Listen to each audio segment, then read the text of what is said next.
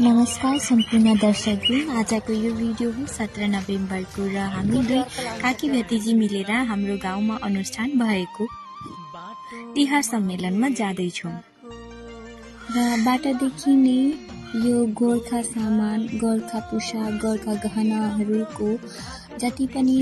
कुराहरू छन् यो सबैको पसल थाप्नु भएछ धेरै टाढादेखि आएर। त्यसले एउटा चार चाँद लगाइदियो यो सम्मेलनमा र यो रमाइलो तिहार सम्मेलनमा चाहिँ सम्पूर्ण गलपारा जिल्लाको विभिन्न गाउँको गोर्खाहरू आमन्त्रित हुनुहुन्थ्यो र भेला हुनुभयो र साथैमा यो कार्यक्रममा चाहिँ कति धेरै प्रतियोगिता राख्नु भएको थियो। त्यसैमा एउटा सेलरोटी कम्पिटिसन, सेलरोटी प्रतियोगिता पनि थियो जहाँ धेरै महिलाहरूले भाग लिनुभयो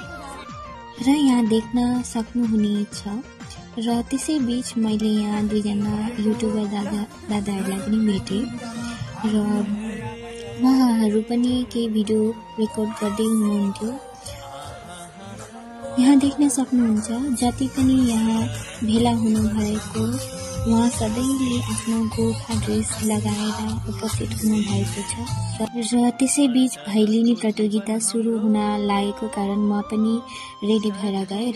र उहाँहरू चाहिँ भैलिनी टोली र यहाँ चाहिँ भैलिनी प्रतियोगिता सुरु भयो र हाम्रो यो कार्यक्रममा चाहिँ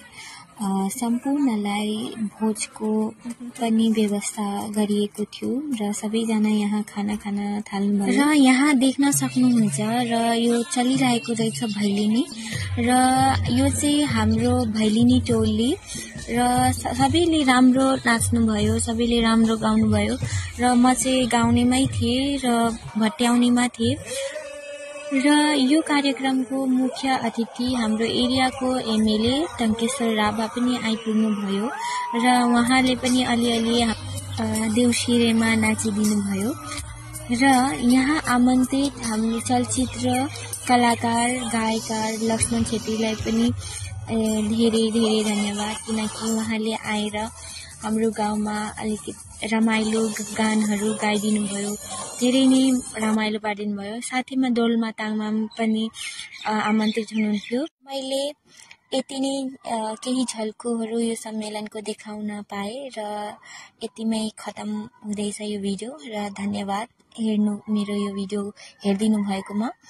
र अरू पनि भिडियो आउनेछ